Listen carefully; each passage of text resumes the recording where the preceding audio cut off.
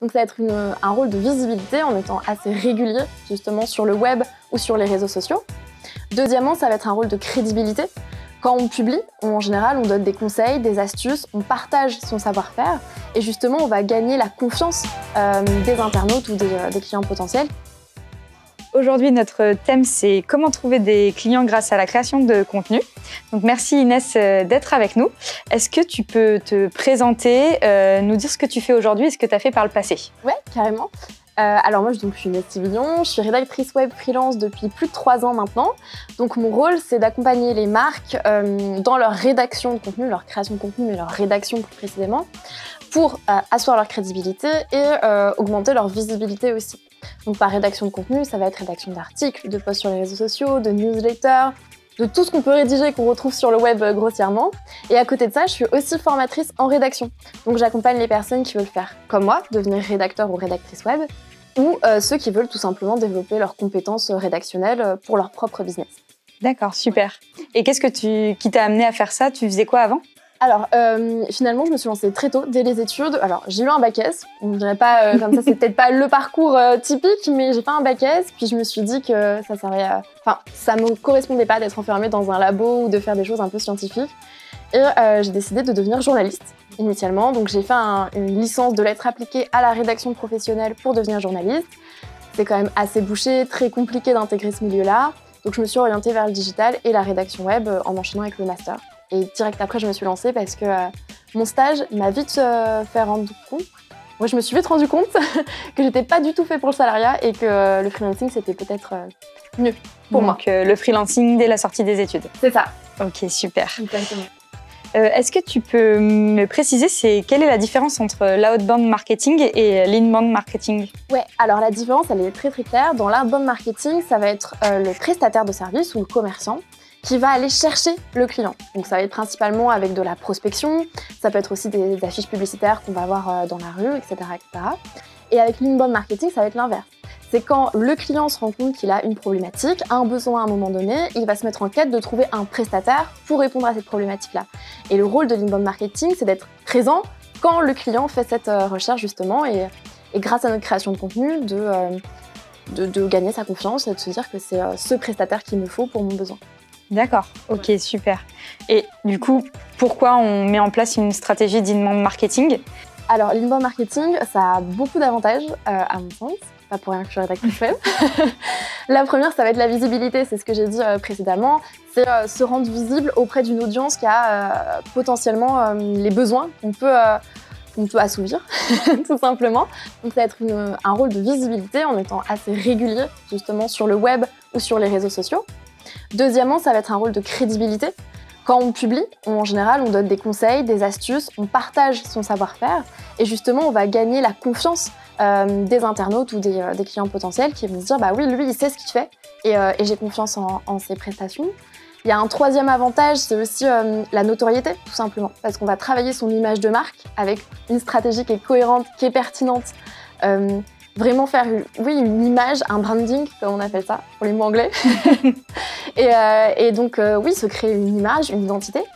Et il y a aussi ce lien de proximité, je trouve qu'on va retrouver avec l'inbound. Dans l'outbound, justement, quand on prospecte, c'est ce qu'on appelle la prospection à froid. Le client ne nous connaît pas forcément, il faut créer ce lien de complicité, entre guillemets, qui n'est pas présent. Alors dans l'inbound, comme le client, nous connaît déjà, il y a déjà une sorte d'affinité ou de complicité qui s'est créée avant même la collaboration. Et ça, c'est un vrai plus de la création de contenu pour moi. Il y a déjà une confiance, une légitimité qui est instaurée. C'est ça. Et même souvent, j'ai des clients qui me disent j'ai l'impression de te connaître déjà avant même le premier call ou les premières missions parce qu'il a l'habitude de lire mes contenus sur le web. Ok, super.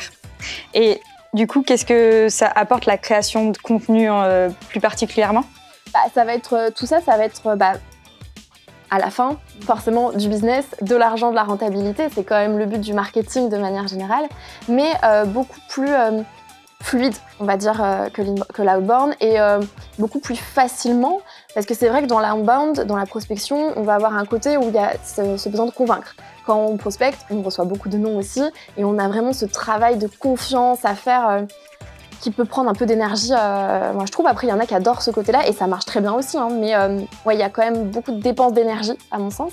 Avec l'inbound, on crée du contenu, c'est un plaisir, on partage notre savoir et on a des clients qui sont déjà convaincus en nous contactant, donc opportunité de business. Donc tu convertis beaucoup plus facilement que sur la outbound. C'est ça. Ok, super. Et du coup, par où on commence pour définir sa stratégie de contenu? C'est quoi les éléments qui sont importants à prendre en compte? Oui, alors la stratégie de contenu, c'est bien beau, mais il y a quand même des règles un petit peu à avoir en amont.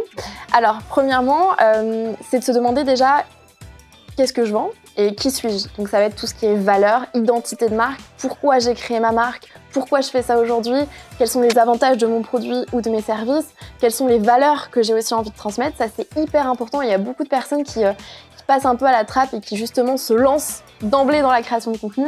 C'est quand même important de se poser cette question-là parce que c'est ce qui va devoir transparaître au travers de notre contenu ensuite. Après, il y a à qui je m'adresse aussi. Justement, c'est le client idéal. Quand on fait de l'inbound marketing, on évite le plus possible de s'adresser à la masse. Justement, on essaye déjà de cibler, même si c'est pas toujours évident. Quand on crée du contenu, on n'est pas sûr à 100% que ça va toucher un client idéal, mais déjà d'avoir une cible. Donc si on s'adresse à des jeunes, à adopter un ton qui va être aussi plus jeune, plus adapté, des références que les jeunes vont peut-être plus à connaître. Quand on a un public plus âgé, peut-être des retraités, c'est possible aussi, bah forcément ça sera une tonalité différente, des références différentes. Donc il faut être bien conscient de tout ça. Et il y a aussi pourquoi je crée du contenu, justement, quels sont mes objectifs derrière? Est-ce que c'est principalement de la conversion? Est-ce que c'est de la visibilité? Est-ce que c'est des contacts? Peut-être je cherche à recruter aussi, ça peut être dans une démarche de recrutement tout simplement. Donc une fois qu'on a ça qui est clair, là on va vraiment se concentrer sur la rédaction. Donc ça va être sur quel canal je communique tout simplement parce qu'il y en a plein. Il y a les réseaux sociaux comme je disais et ensuite quels réseaux sociaux? Est-ce que ça va être plutôt Instagram parce que j'ai de l'affinité avec ce canal-là et que ma cible est aussi présente sur ce canal-là, l'importance de connaître sa cible. Est-ce que ça va être plutôt sur LinkedIn ou ça va être plutôt B2B à ce moment-là? Est-ce que ça va être même sur YouTube? C'est possible aussi. Il y a TikTok maintenant où il y a beaucoup de marques qui investissent ce canal. Est-ce que ça va être plutôt un blog tout simplement, une newsletter, un podcast? Bref, il y a beaucoup de canaux différents et il faut vraiment s'interroger sur celui qui est le plus adéquat. Et il y a aussi voilà, comment je vais m'exprimer et à quelle fréquence. C'est important d'être très régulier aussi en création de contenu. Ok. Et du coup, comment on mesure le succès de ces contenus qu'on a créés? Et bien alors, tout dépend de l'objectif justement qu'on avait défini en amont. C'est pour ça qu'il faut bien fixer un objectif qu'on appelle SMART, donc mesurable par la suite. C'est-à-dire, je veux gagner en visibilité, ok, mais comment tu peux vérifier que tu as gagné cette visibilité-là, pardon. Est-ce qu'il y a plus de gens qui vont parler de toi, plus de gens qui vont taguer la marque sur les réseaux sociaux justement? Si c'est de la conversion, quel est l'objectif de chiffre derrière, ou de chiffre d'affaires derrière, ou de clients tout simplement. Si c'est plutôt plutôt l'image de marque, ça va être qu'est-ce qu'on dit de moi sur les réseaux avec des avis ou des interviews, des articles peut-être là-dessus. Si c'est de la visibilité aussi, oui, ça va être parce que j'ai beaucoup de likes. On peut voir les vues par exemple sur LinkedIn, on peut voir aussi les impressions sur Instagram, les vues sur YouTube. Il y a beaucoup d'algorithmes sur les réseaux sociaux qui permettent d'avoir des insights sur nos créations de contenu. Donc voilà, vérifier un peu tout, mais surtout ceux qui sont en lien avec l'objectif initial. Okay. Voilà. Super. Et du coup, ça serait quoi tes conseils pour les personnes qui veulent se lancer dans la stratégie de contenu? Mes conseils, c'est de se former. Alors, se former, ça ne va pas forcément dire payant. Il y a plein de contenus gratuits aujourd'hui qui existent justement sur le web. Donc, se renseigner, se former, regarder des vidéos, lire des articles.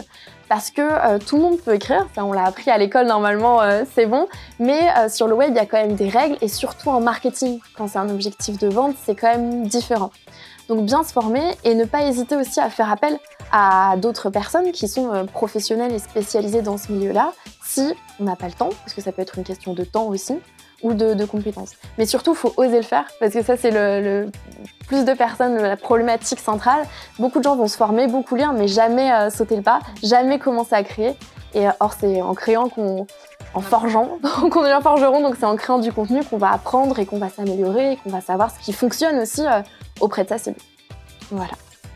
Merci beaucoup Inès, c'était super. J'espère que tout le monde aura appris plein de choses pour créer du business en créant du contenu. J'espère. Merci pour l'invitation en tout cas.